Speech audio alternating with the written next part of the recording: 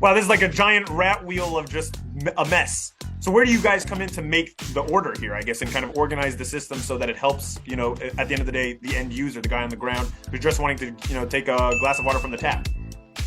First there was chaos, and then we brought order. Exactly. That's exactly how it always works, right? Right? Well, number one, of course, if they go off grid with their own system, now they have control over their water and sewage rates, right? So sewage, for starters, they're treating their own water and they have a predictable cost. Number two, they can recycle, which lowers their incoming water rates, and it's better for the drought zones. It's a better all around for recycling, which America does not do. America does not recycle water. And number three, there's basic autonomy from pesky regulatory pressures. As long as they meet permit requirements, they can just go ahead and filter it into the groundwater, which is beneficial, and they're on their own. It's fine. And welcome to Water the Blue Gold. It's Thursday, September 7th, 2023, briefing number 227. Water is the people's asset. And I'm going to just quickly run through. Here we got our usual disclaimers. There we go. I am actually in Mexico. I've been here since the weekend, celebrating my son's big wedding. It's been a wonderful week. And meanwhile, things continue to be hot and heavy with the company. So we're making it all happen, but it's been wonderful. I'm coming back tomorrow. James Wright, good evening, water warriors. Waste not, want not. Keith Rutten says hi. Hello, Keith. All right. Marcus Walker, how do you feel about Japan dumping radioactive waste in the ocean? It is a freaking scandal because apparently Japan did this, the Fukushima water dump, with the knowledge of international regulatory agencies. It was all signed off. Brian Hallinan, congratulations. Thank you very much. It was very, very fine indeed. Okay, so with that, we have an article that actually was sent to us recently, even though it was shot back in June. We are talking about e-news, 10 people making noise in summer 2023. And there's the famous artist and influencer, Estrella Nouri, who, as you know, represented us on our crowdfunding, which has been paused, but which will restart for sure. And here is the little quote, not too bad. Makes time to advocate for OriginClear's water demand platform. Very nice. And we're grateful for that, of course. Water infrastructure, U.S. cities in crisis. Not a pretty picture. Here's a picture of what happened in Jackson, Mississippi last year. And I don't know if you remember the story I told at the time. I reached out to a friend of mine who is in the Mississippi Assembly, based in Jackson, Mississippi, the capital of Mississippi. And I said, so what do we do about Jackson's problem? He goes, hey, that's the city. That's not the state. And that seems to be the problem. It's like nobody wants to have anything to do with water infrastructure issues, which is why we are here. Government just is not stepping into the breach for some reason. So it talks about these cities. America's water system relies on last century's infrastructure that often can't protect our health from hazardous contaminants. And our outdated system is completely unprepared for this century's challenges of intense heat, drought, and flooding. Have we not been saying that the infrastructure is screwed? I've been saying this is 2016, and now it's becoming mainstream news. Of course, drinking water got a C- grade, and it's going to get tougher. 2021, $1.2 trillion. We got about $30 billion for drinking water, which is less than 1/2000th of the infrastructure. And then $500 million in the 2022 Inflation Reduction Act. In other words, as it says right here, experts say those figures are not enough to make up for decades of disinvestment and mismanagement across the country. I'm not going to say, told you so. I'm not going to do that. Just not going to do that. So we'll just quickly look at some of these cities. In Jackson alone, it could cost $1 to $2 billion just for that one town. And the water industry estimates total nationwide costs will top $1 trillion. Federal investments account for just a few percent of the total needs. How fun is that? Let's take a look at the article. Buffalo had a big problem with storm surge, 50 inches of snow, and that was not fun, but they managed to handle it. the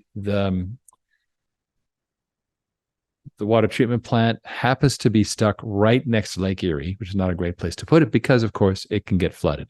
Fortunately, they managed to get away with it. But if power is knocked out and backup power is knocked out, it's really a bad situation. All right. Pritchard, Alabama. Water infrastructure crisis. 10 minutes from Mobile, but could be the next Jackson. And of course, it is a poor city, so it doesn't get the revenue. Pritchard's infrastructure on average leaked more than half of the water coming in from reservoirs each month. That's a completely failed water system. And of course, you have a huge problem when it rains, sewage overflows, etc. It's a disaster. Historical legacy of disinvestment and racial injustice remains baked into the decisions made for the city's resident. Failing water and sanitation infrastructure that has not been repaired in decades due to lack of funding and on top of it, discriminatory distribution of public funds.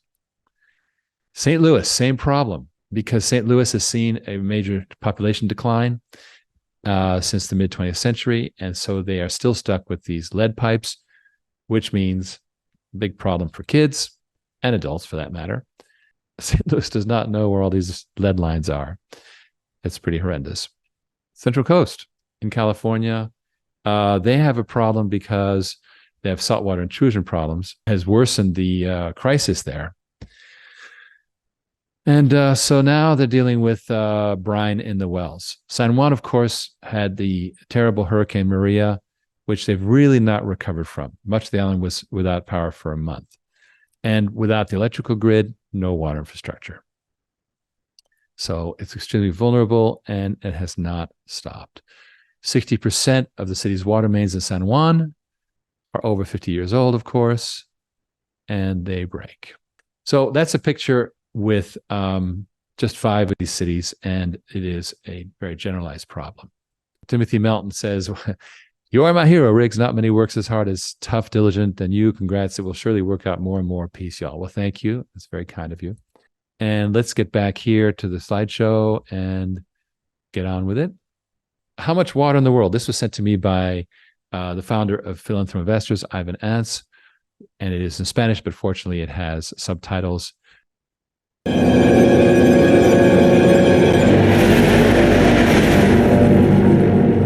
Durante siglos hemos creído que hay más agua que tierra en nuestro planeta, porque nos dijeron que el océano cubre 3/4 partes de la superficie del planeta. Pero ese es el punto, esto es solo en la superficie. Si pudiéramos ver el océano separado, notaríamos que el océano es solamente una capa extremadamente delgada y frágil que cubre la superficie.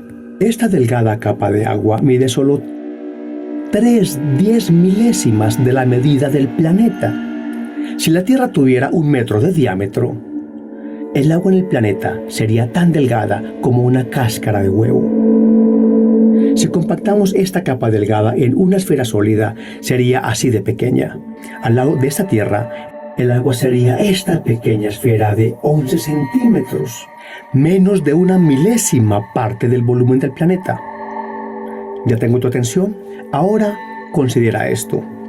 El volumen del océano está casi todo compuesto de agua salada. El agua dulce es solo el 2.5% del agua del planeta. Sí, tan aterrador como suena. El agua dulce es solo esta pequeña esfera de 3 centímetros de diámetro. Pero esta pequeña cantidad de agua dulce no está del todo disponible, porque el 69% es el hielo en los polos y la nieve en las montañas. El 30% es agua subterránea.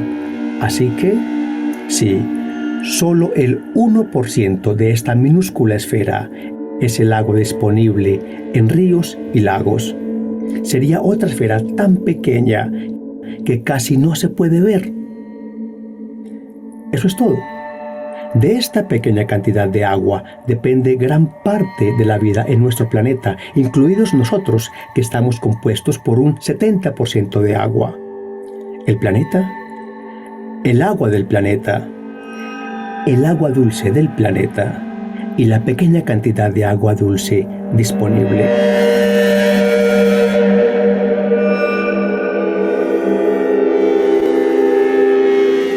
además ya lo sabes. Entonces, ¿qué vas a hacer?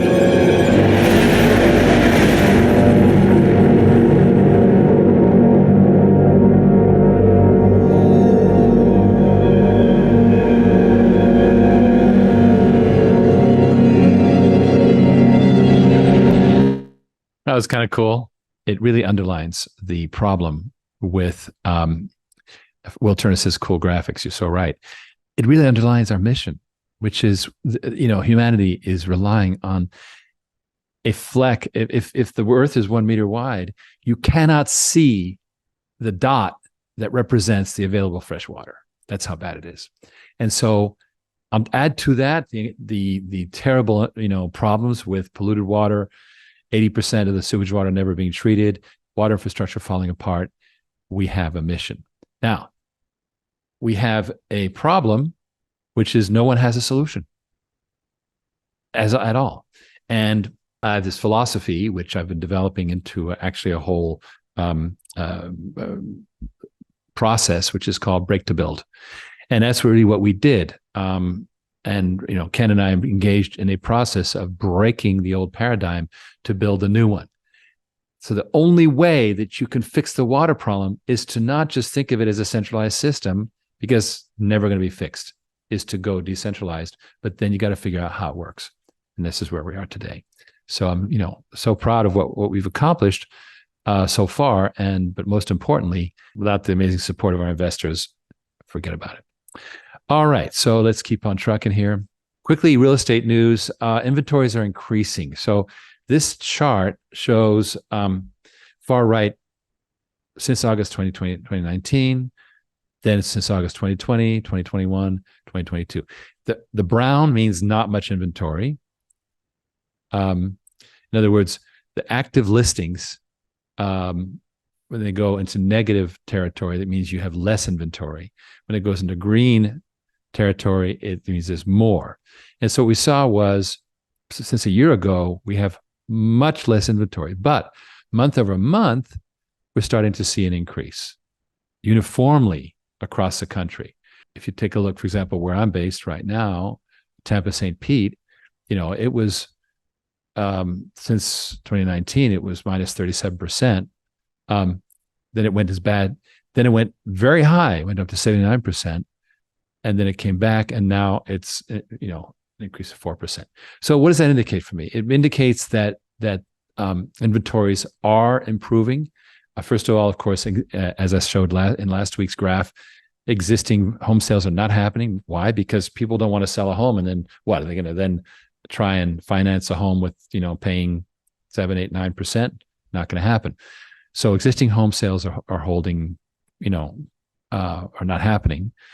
And new home sales, the builders are very, very conservative because they're concerned they're not going to be able. There's a tremendous drop in the value of the home that you can buy with the present. I think it went from close to $500,000 worth of home you could buy to just over $400,000. So it's a big drop in the amount of home you can buy. What does that mean? It means, in my opinion, that the Federal Reserve is not pursuing a very constructive strategy. But the reason they're doing it is because only by offering very high interest rates can they continue to market the US dollar abroad. It is a very, very good investment right now, given the interest rates. And quote unquote, it's a trade you can't lose. But obviously we have hidden inflation as well, which I won't get into, but it is happening. Now, I wanted to introduce you to the big topic for tonight, which is our marketing czar, AJ. And I'd like to invite AJ to pop his video on and let's have a little chat. All right, my friend. Well, I want everyone to know about you. Just to introduce AJ, he works for a major Fortune 500 corporation, but he doesn't sleep. So, so true. basically, It's true. Like 1 a.m. So what he's doing is Ken spotted him doing extracurricular activities in the Pittsburgh, PA area, and this guy can organize stuff, and we really need him. So we brought him in. Now, AJ, you are a geek after my own heart, number one. Number two, you understand product management. You understand the big corporate best practices, process driven world, which we got to have. Yep. And so now, why do we call you marketing czar and not official title? Here's why. You're still part-time. And so we do want to bring you in as CMO or VP marketing in the coming organizational expansion, shall we say. But for the time being, you're kind of juggling a full-time job and the other full-time job of working with us. So tell us a little bit about what your day looks like. So my day basically starts off, I work with a number of different people around the world for the kind of the day job. So that has me working with folks over in Germany and Israel, some folks in Canada and the UK primarily. So a lot of my morning time is pretty much all of those meetings. And then in the afternoon, I'm kind of juggling a bit of both. And then whatever I can't get done before the kids come home at around 4 o'clock, I end up just juggling more at the nighttime and just keep going. It's one of those things, I don't know. When Ken came to me with the opportunity to work with you guys, it triggered something in me that is exciting. So I'm the kind of kid that never knew what he wanted to do when he grew up.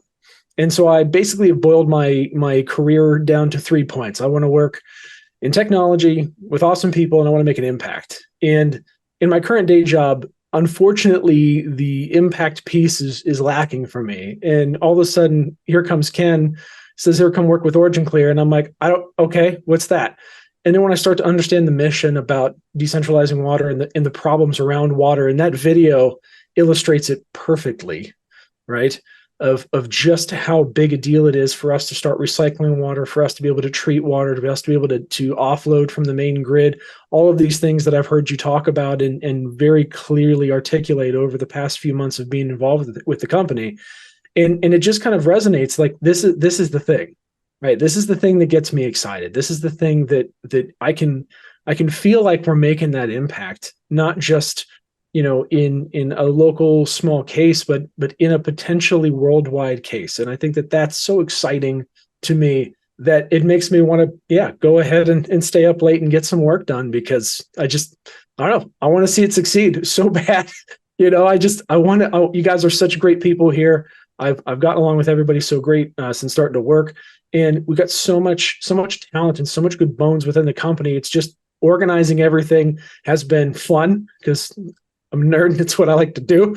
Organize things, process improvements, all those different types of things, in addition to web design and content creation and all this other fun stuff that just happens to get sprinkled in there as well. But that's a lot of it, right? It's just finding the time to make things work so where we can make the most impact in the time we have. And I think in the past couple of months, we've certainly consolidated a lot of effort, and we're continuing to build on top of all of these different things with getting our pipeline improved and getting our lead generation improved and reaching out to more people and getting more people to understand exactly what it is we do. And the whole website initiatives are going to be awesome. There's just a lot of stuff in the oven that takes a little time to get to. But what makes me excited is that when I first started a couple months ago, and we're talking about process a lot. Now we're talking about substance a lot. The fact that we can talk about substance means we fixed a good bit of process, and that's a great sign. So for us to be doing that this quick and to be ramping towards some really, really exciting things, it just makes me happy. Yes. And in fact, after this interview, I'm going to play for everyone a little excerpt from one of your conferences with the Modular Water team, just to give people a flavor of what that looks like. But, what I know is that you can't get marketing done without structure. It's impossible. And, one of my favorite jobs I ever learned back in the day, in 1995, was the product manager in high tech. Software product manager is such an amazing job. And, you are responsible for everything and you have no authority whatsoever. Perfect. Right. But you kind of, internally market your ideas. And, as Keith Wooten just commented here, greatest impact in the time we have. That is exactly right. Awesome statement, he said. Absolutely. And that's exactly right. We have a limited window as a race. Is just forget, what we are doing. I think it started when we started as a company we pivoted to water in 2014, and in 2016 I started pushing decentralized water. There was not that awareness. It was like, no, everything's fine, everything's good. And now people are waking up to it, and we're well positioned. Now, our mission with working with investors is not just to fund the development of the company, et cetera, but much more importantly, it's to build capital for this water as a service concept, which is so revolutionary. And it turns out that we are the only player in the mid-range, small to mid-range systems, which is the vast majority of systems, that works with everyday investors. Mm-hmm. And so we're leveraging the ability of the company. The problem is we know how to do it, but we have to scale it. And that's, I think, where you come in is like, okay, it's not just going to be Ken being a hero, which is wonderful, yes, but it's just one leg of the tripod. Great people is one leg. The second leg is a great business model, which we've evolved into through this break to build process that I've started to kind of formalize. And of course, the third part is the process, is just putting in place all the marketing machinery and so forth. And what I like, Mies van der Rohe, the famous architect, famously said, not that the devil's in the details, he said, God is in the details. For him, the details was the peak of, Ray says, this is the kind of content that I've been patiently waiting for since I started monitoring these webinars so long ago. As a long-range investor who's committed, I see this as a huge progress in our effort. Well, thank you very much. No, AJ, we're really, really proud and humbled by the fact that we're starting to attract, such world class talent. There's going to be more, but Ken and I are feeling a little bit less lonesome, which is good. That's good. That's good. And we brought in Prasad, the CFO. And we've just got a great team. So we're going to continue that. And where it's going to go, obviously, is the next big phase is to get a tremendous amount of penetration out there to make ourselves viral, to get visibility, lots and lots and lots of what they call attachment, of our brand to the population, and, websites that are more than brochure sites, all that good stuff. So, I'm going to, move on to this conference that you had. Feel free to stay on screen here, and sure. Let's take a look at how it was. It was kind of fun. Ray says, focus, focus, focus. 100%. It is so true. Make it happen, he says. All right, here we go. Let's all right, play. All right, so just a quick recap. We're having a meeting today discussing the Modular Water System site reboot. We've kind of gone over kind of a basic, what do we like, what don't we like about the current site? And to summarize that, it's really about, we really appreciate that the site does a good job of communicating capability of what modular water systems can do. But I think the chief kind of theme is really moving from when the site was built a few years ago from a connected or from a visionary perspective to updating it to now to reality, showcasing a lot of the installations and the hardware in use to not just back up the fact that we're thought leaders in the space, but also to prove that and to give people that proof positive evidence that they're going to come to our site looking for to make sure that we're good. So we've identified two different groups of engineers, one of them being needing a treatment solution for a project or customer, and the second one being investigating kind of the latest tech available in water treatment. And now we were moving on to a third category of user, which would be end users. Yeah, the end users are those entities that have a need for the treatment system or the pump station product line or whatever it may be that we promote through modular water systems. One end user group would be the private sector, commercial sector, where they need a treatment system to support some sort of a commercial development or residential development, a mixed use development, all related to real estate. The next one would be manufacturing or industrial. And that user right there, they would need the best available technology or a treatment capability to service like a particular industrial wastewater treatment need. It could be a craft brewery, it could be a food producer, it could be an agricultural application, that type of customer. And then your third grouping is going to be the utility sector that provide wastewater utility service to a customer base.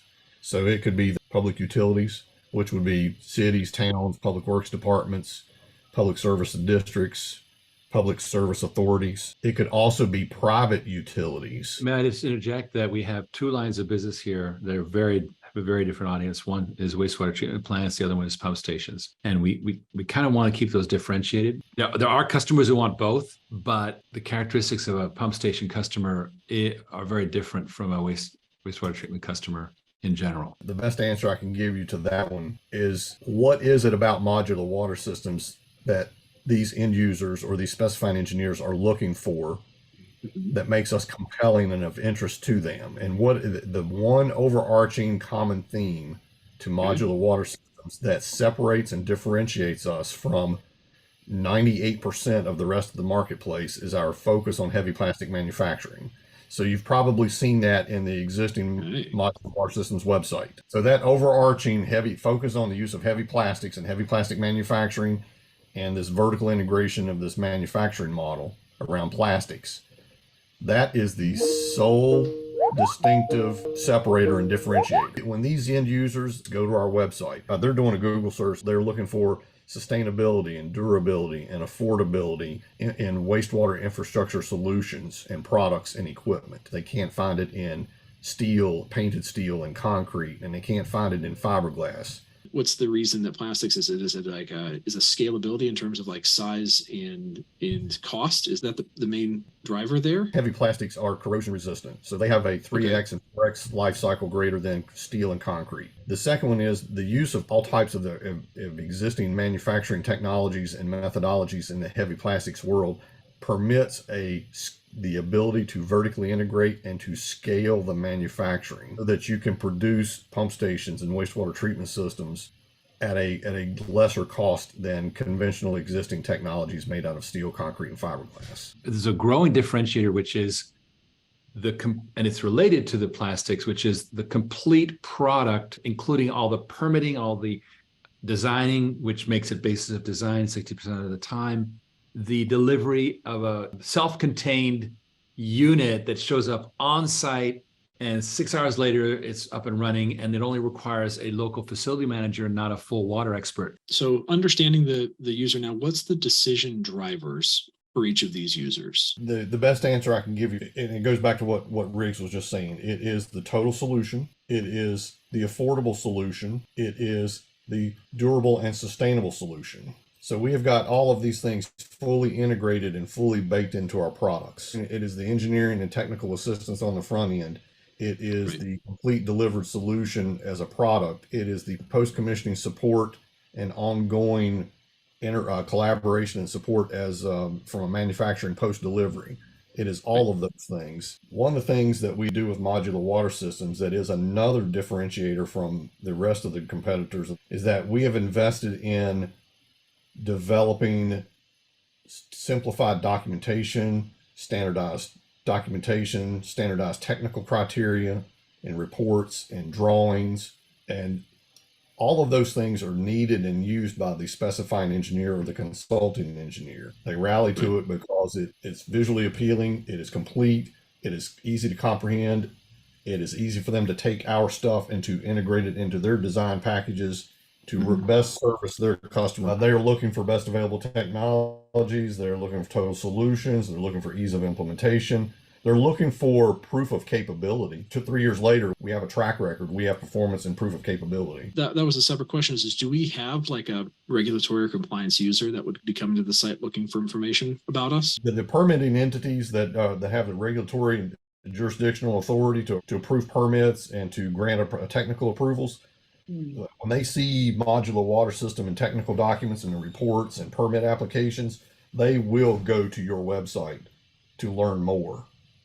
So the regulatory agencies, while they are not going to be an end user, if they go to the website and they can glean and gather information, and can develop a familiarity and a comfort level, then they can then start checking boxes on the permit and can fast track an engineer that wants to specify our system or an end user that wants to buy and use our system. We have created a total solution, a simplified solution, a single point of delivery solution. And when I say that, I'm talking about the whole enchilada. I'm talking about a fully complete delivered equipment package that is almost like buying a car. Right. I mean, the best analogy, I use this analogy quite a bit when I'm talking to engineers and end users. When I describe our ability to specify and select our systems, it's like going to the Ford dealership. Do you want to buy a pickup truck? Well, if you go to the Ford dealership, you can start on the small side with an F-150. Need it bigger? Go F-250. Need it bigger? Go F-350. You want a premium sound system? You want a flatbed to go with it? It's all of that capability.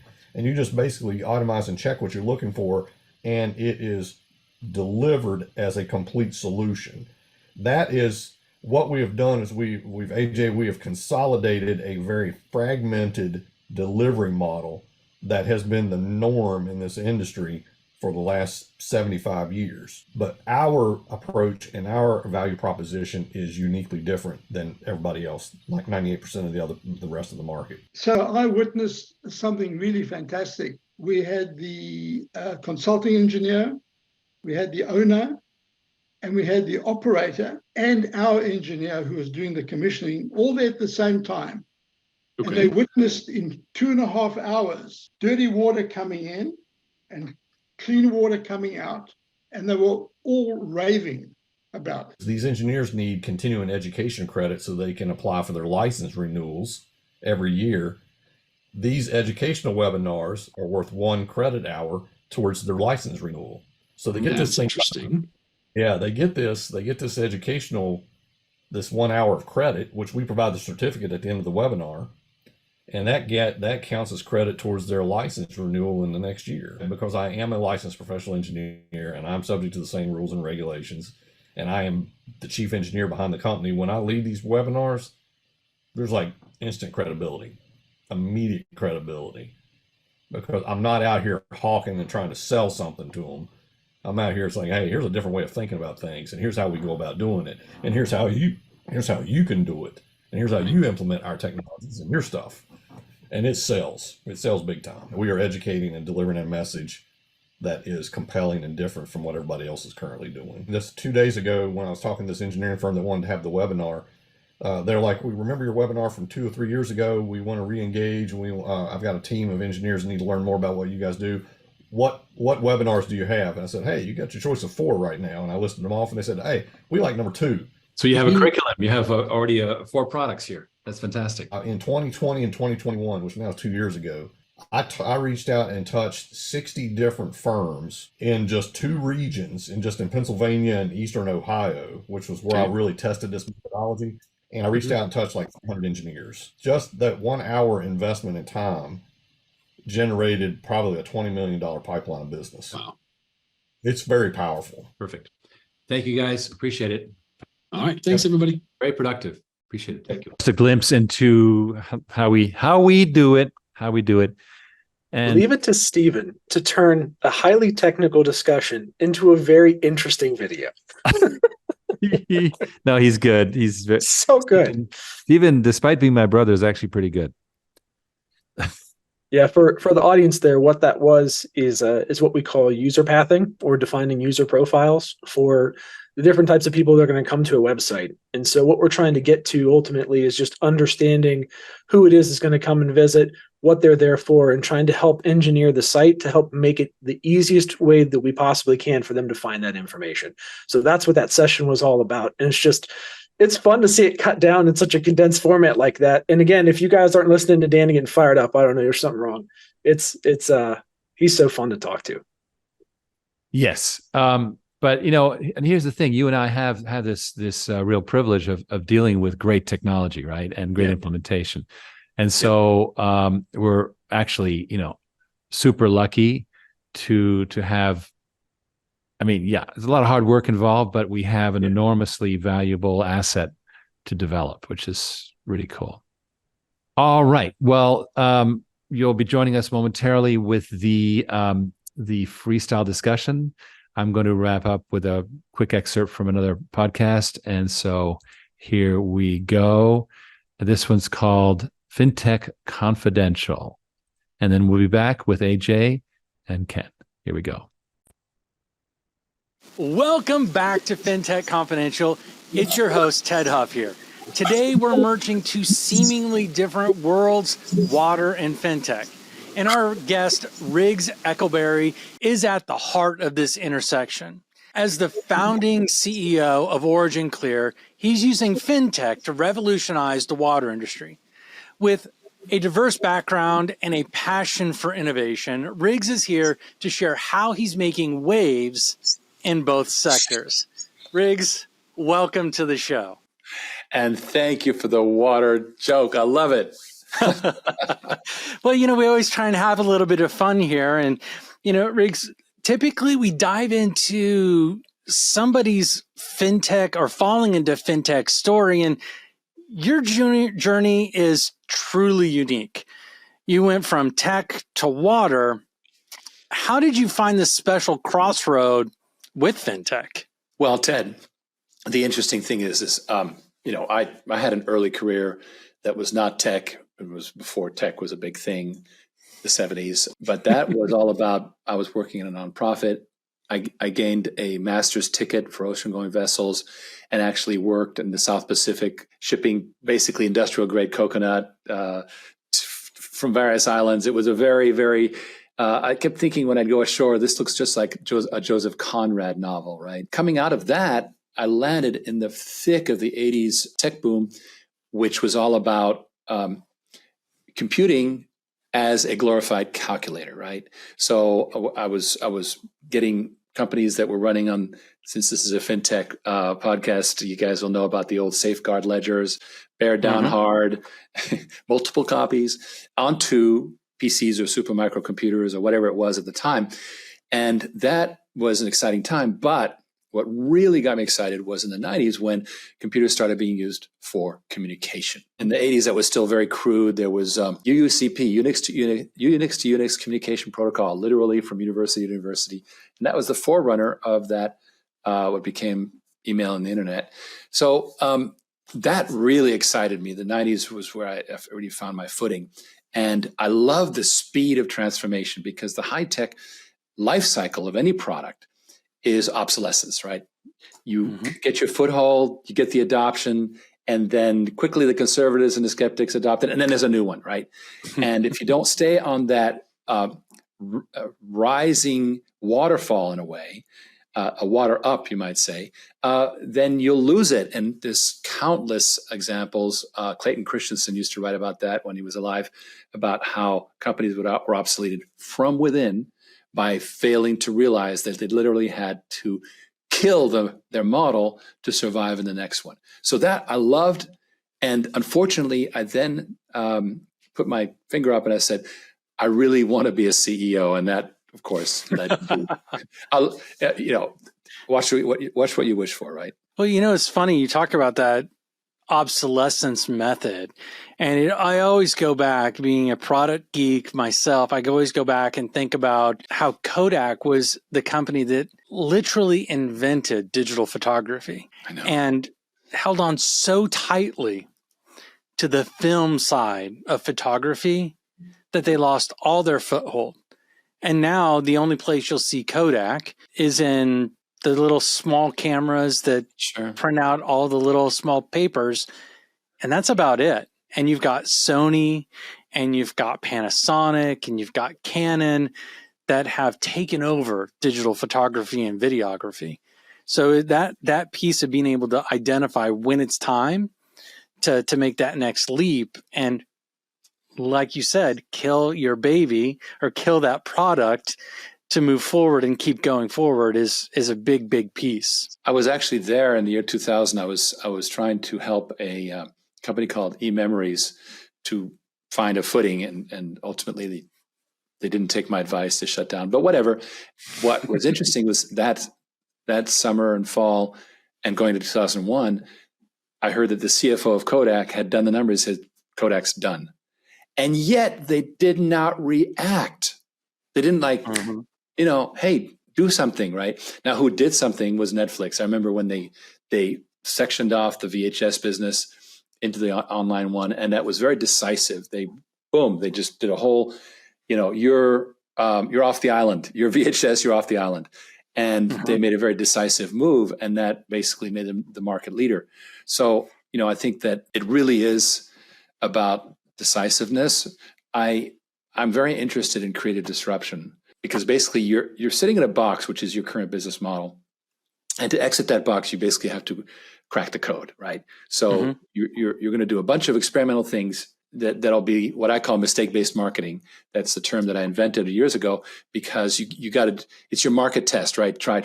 And in the internet, you can create whole products, test them out, didn't work, and throw them away. But then once you figure out what you got, then it's a wholehearted commitment to the new thing. And then from that point on, stay with that thing and then continue to improve it.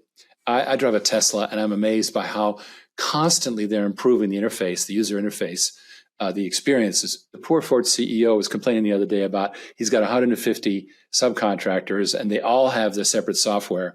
And the Ford EVs are horrible as a result. They just can't pull it together.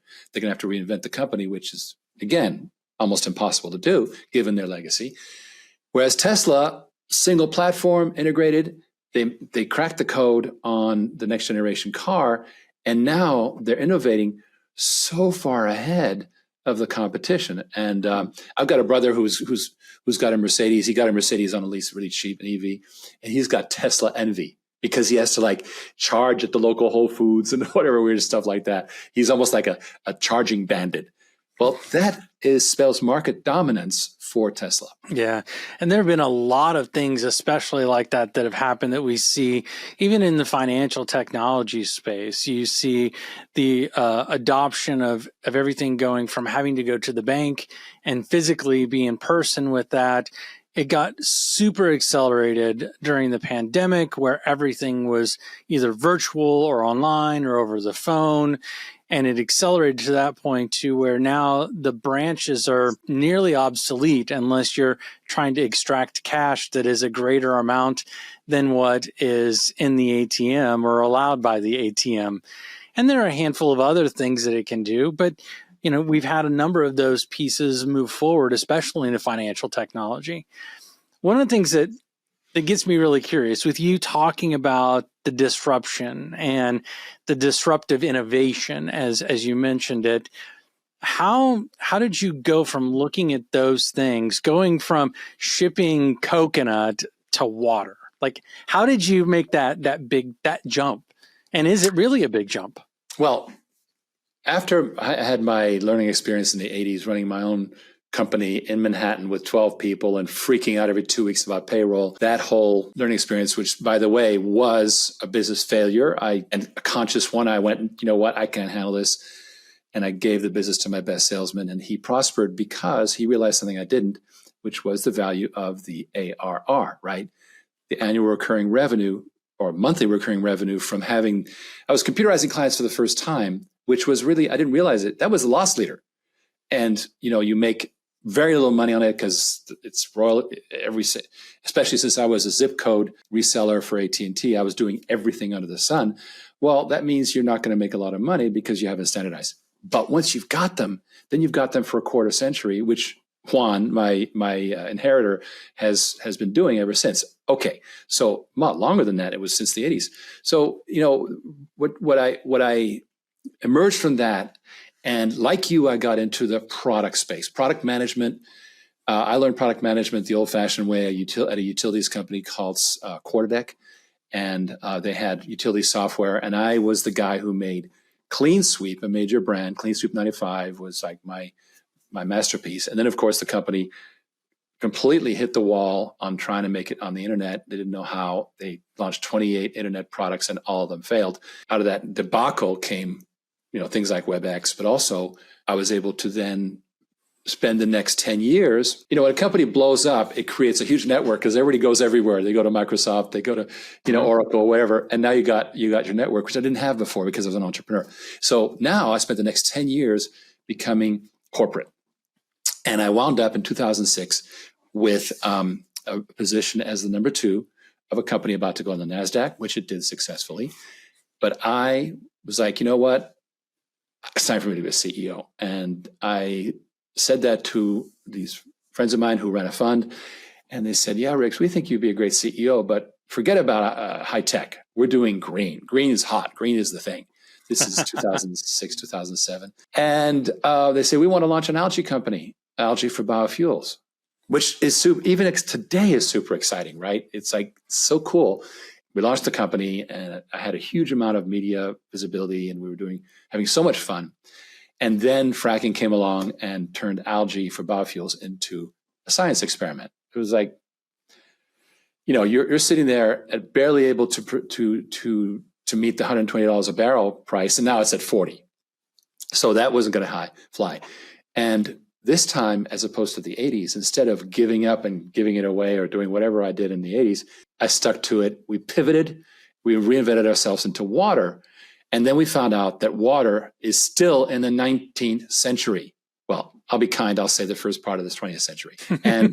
But it's a fact that whether an industry realizes it or not, it's in the high-tech world. It's done. It may behave like it's in a fortress and we're a monopoly and everything's fine. But in fact, the water monopoly is breaking up. Infrastructure is not being funded. This behind me is, in the glare, you can maybe see some palm trees. Well, this is Pinellas County, the most populated county in Florida, I believe. And where are you going to put a sewage plant? Not going to happen, even if you have the money. So it's over. Centralized infrastructure is over. And what's the new thing is the big users have to start doing their own water treatment, which is a host. This is super disruptive, but it also has a host of challenges to conquer. But if you manage it, it's a breakup, just like the AT&T breakup was, meaning huge amounts of opportunity. It's like mainframes to PCs, AT&T to MCI, Baby Bells, internet, et cetera. It creates a vastly larger market than existed in a monopoly. That's what's going on in water. Well, and it's interesting, the way you describe this just makes me think about some very large corporate organizations that manufacture products that do their best to own as much of the supply chain as humanly possible. And there are even some factories that produce goods and services here in the US that have their own power plant, that have their own transportation system, that have their own, and a very well-known one in Florida that has all of this stuff built in is Walt Disney World. Sure. That all of these things have been built internally so they can control the environment, the ecosystem, the timing, the pricing, the quality. Everything is under their control.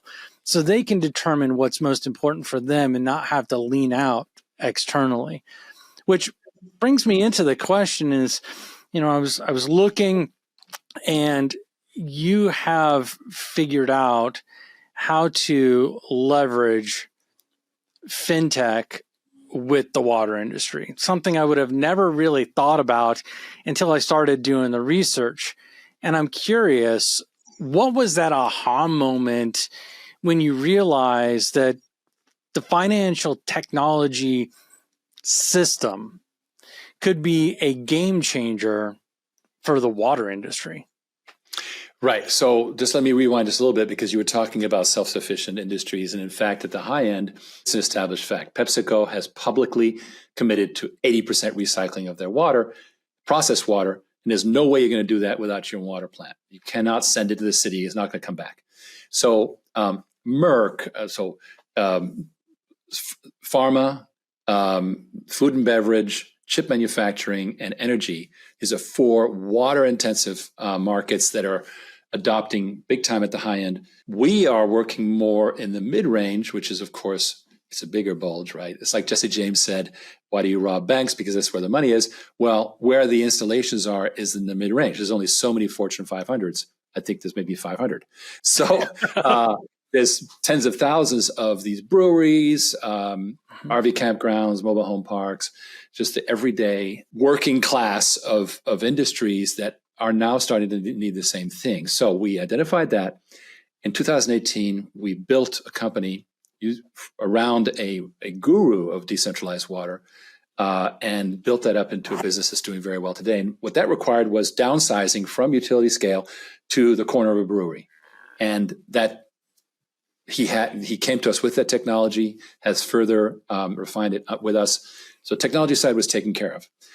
But there we were, 2019, okay, and we were not seeing things grow the way they should. It was incremental. The water industry grows incrementally, 15% a year. Woohoo! Champagne comes out, and 15% a year in tech is like, kill me now. You might as well be Informix to take you back to a very old brand that went away. Oh Lord, yes. yeah. I thought I would take you back. But anyway, or Ingress, any one of those that concentrated on quality and forgot about acquiring seats as Oracle did. So we were there at the end of 2019 going, okay, nothing's really changing, but we were still rearranging deck chairs, making things happen, trying to live through the growth curve. And then COVID hit. And our realization came right after my birthday, the second week of February, when crude crashed. Price of crude crashed because of Wuhan having been shut down for a month. And we went, oh Lord, this is about to become a domino effect worldwide. Now, we had no idea how bad it was going to get, but also we didn't realize there was going to be a CARES Act. So, yes, the whole world went into lockdown, but yes, also capital help did come along for many, many people who it kind of got them over the hump, frankly. Mm-hmm. So we were sitting there going, we got to do something. And that's when we turned to finance, because there's going to be a capital problem with these industries trying to do their own water treatment. Because if you're a brewery, it's not in your capital plan to spend $1 million on a water plant. It's just, that's not what you do. You're making beer. And so over a period of time, we created something called Water on Demand, which allows you to basically sign a contract, 10, 15-year contract, and just get your water on the meter. Two important things come out of that. Number one, on the demand side, the municipality gets a lot less demand for water treatment. It reduces the burden, not just for water treatment, water sewage treatment, but also for the water supplying water. Why? Because on the other side, we have the business that now is able to recycle its own water, so it needs less net incoming water. Mm-hmm. Number two, it has control over water rates, which are skyrocketing. People don't realize that water and sewage rates are inflating at the same rate as college tuition in this country. Wow. And we hear about college tuition. Do we hear about the water? No, but it's causing drama for people who are losing their water through defaults. And now they're stuck with bottled water, which is even worse. I mean, we're making these people back into third world residents. And why? Because industry and agriculture is 90% of the load. The third thing that these businesses love is that they don't get interference from the city. As long as they meet the permit requirements for dumping the water treated, everybody's happy. And so it creates this independence, this self-reliance that businesses like. It's net good because it reduces the burden on the city, so it can better serve the people, which is really what it's there for. Mm-hmm. And it also reduces the amount of water being used because of recycling. So all in all, it's a win-win. And the important part from a fintech point of view is the fact that now we say, okay, Mr. Huff, you've got a brewery. You don't have to buy this unit. It remains our property. We'll put it on your site. You pay on the meter by the gallon and just on a service contract. Fine. Now, the fintech side of it is who pays for that machine? Because we're not capitalized. It won't scale for us to just keep paying for machines ourselves. We do a few, but not a lot. So at some point, you have to bring in investors. So we then copied the master limited partnership model in the oil industry, which is very successful, $300 billion market, 60 plus partnerships. And these are baskets of energy properties that generate royalties. And everyday investors, it's a fairly sophisticated investment. You have to kind of know your way around it, but you can do it on your Ameritrade. It's not, you don't have to be accredited. And so you just go ahead and buy in. So that was our goal. And we set that up for water. So we like to say water like an oil well. And it's been tremendously popular because people, A, they like the royalties, generational royalties, because this is long-term. B, they get, a lot of, equity upside, all kinds of fun stuff like that. And C, it's water, not oil, which is inherently more fun and beneficial for the planet. Well, and it's interesting as I'm sitting here listening to the way that you've described going from the Fortune 500 companies. It used to be, I remember growing up with my grandparents' farm and them having a septic tank and having well water and having all of these different things, and how all of that was their responsibility to ensure that it was quality water, that they were taking care of their own sewage and doing all of that. And then I start to think about the way you've described it. It really aligns itself well with the idea of the decentralized finance, or the leveraging of decentralization that we start to come into. And I think that's one of the neat things, that you guys didn't just stop at decentralizing the water. You didn't stop at decentralizing the investment piece of it. You continue to go and leverage the most modern version of decentralized financial technologies using tokens and crypto and the blockchain specifically to really manage that. I'd love to understand, like, how did you get there? Let's just start there. How did you get to saying this is the way that we're going to do this and this is why? Right. So I was talking about decentralization from 2016, but of water. 2018 came around and wow, I fell in love with crypto as, again, a way to monetize water as a blockchain process. And we invented something called Water Chain. And it was a very exciting year. Unfortunately, we stubbed our toe on a very important thing, which is there is no agreed price for water. It ranges from $25 an acre foot, 1 acre, 1 foot deep, to $1,350 down for that San Juan Capistrano desalination plant and everything in between. So the price of water is wildly different, and you can't have a commodities market with wildly divergent prices. Where do you find yourself? It doesn't work. So we kind of like, you know what, this is not going to work. And in the interim, we went ahead and I put that on the back shelf, and we came back to the fundamentals, to where under water on demand, every single gallon of water is paid for on the meter. So now every gallon of water is monetized in that network, and it's roughly the same. Why? Because this is not about water rights. This is about the economics of water treatment, which are pretty even, right? Yes, Israel is more efficient about desalination than the US is, but they're in the same order of magnitude, right? So you're able to kind of like narrow down the differences. Because right now, it's impossible for someone in Northern California who's got a real water problem to offset his risk by buying options on Singapore water. Impossible. Doesn't exist. There is no national or international market for water. Now, we create a water on demand network where there's a substantial amount of flow of both payments and dividends going on for water treatment, and we can tokenize that.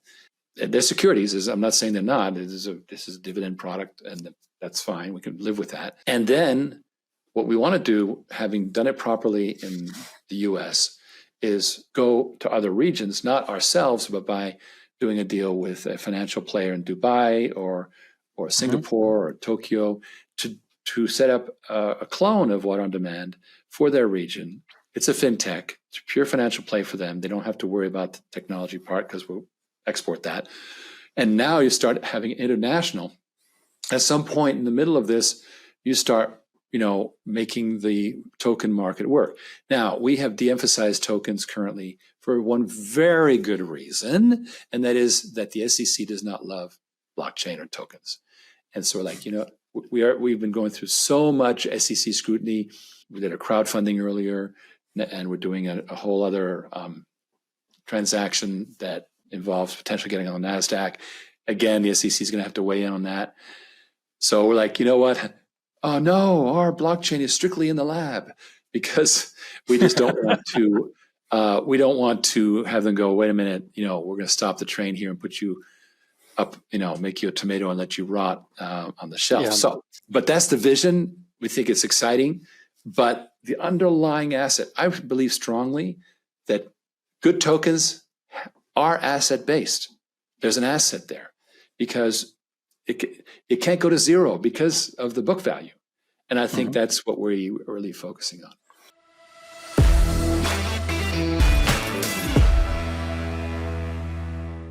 That was, fascinating. Every time I do one of these podcasts, I discuss more of my background. And of course, this time it was all about, remember, I popped into shipping in the South Pacific. All right. So with that, I'm going to jump into I call it the freewheeling discussion. Freewheeling discussion. Thank you. Somebody had to do the DJ on this. So let's pop on, gentlemen. Start your videos. All right. So there we go. We got the Mad Trio.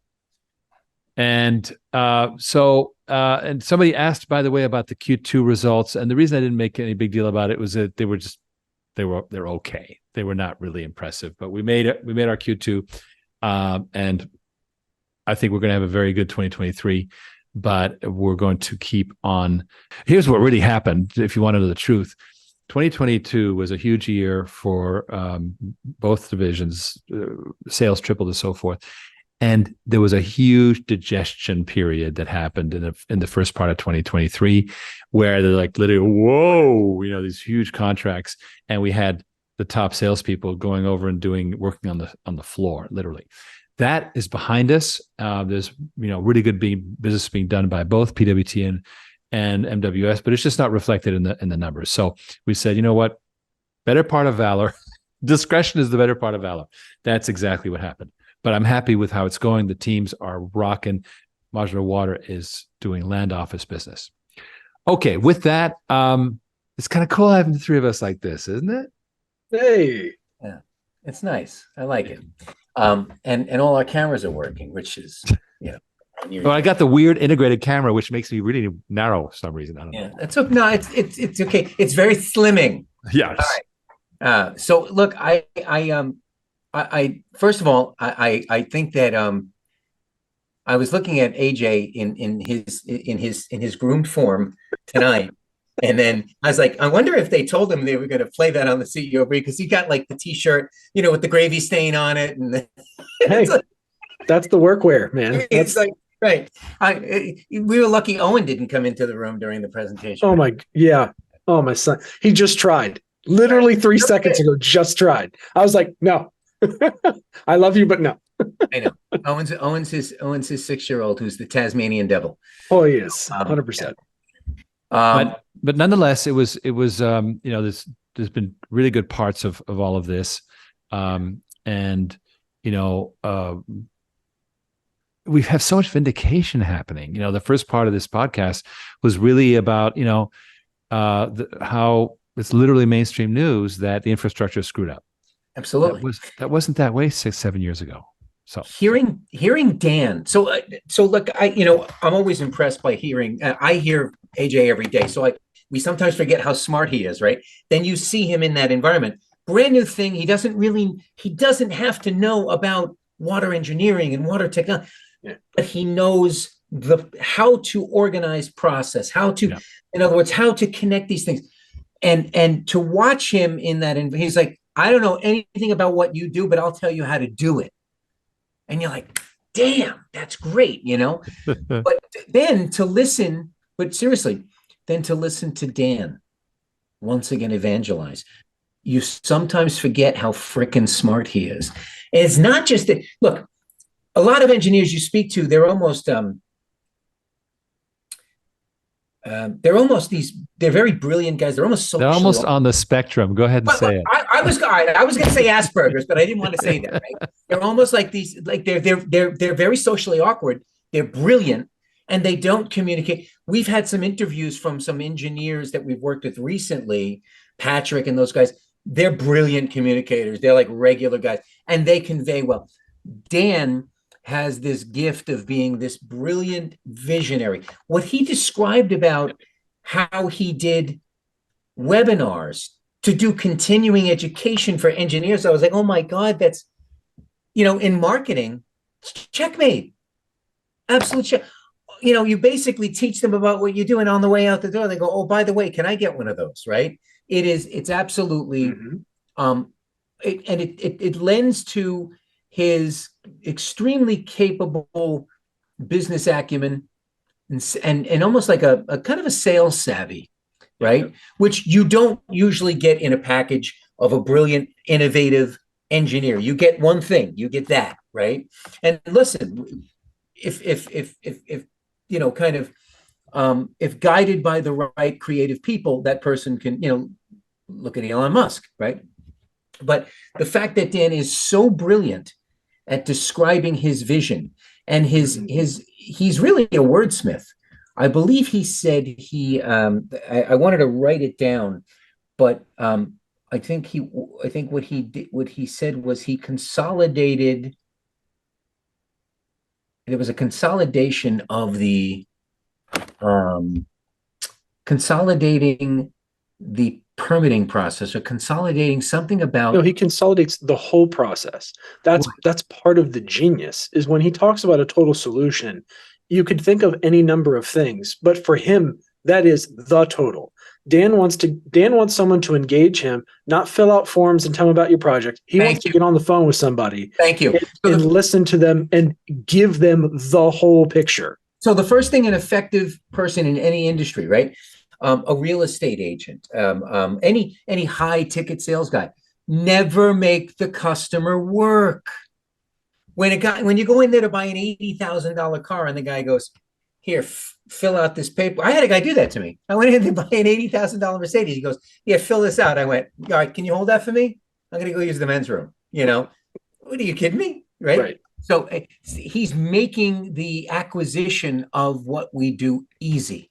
And that was a common theme in those, in those tutorials that those engineers, they kept talking about sophisticated but easy, sophisticated. But I didn't understand what they meant until I saw Dan kind of behind the scene talking about how he's standardized even the provisioning process, right? In other words,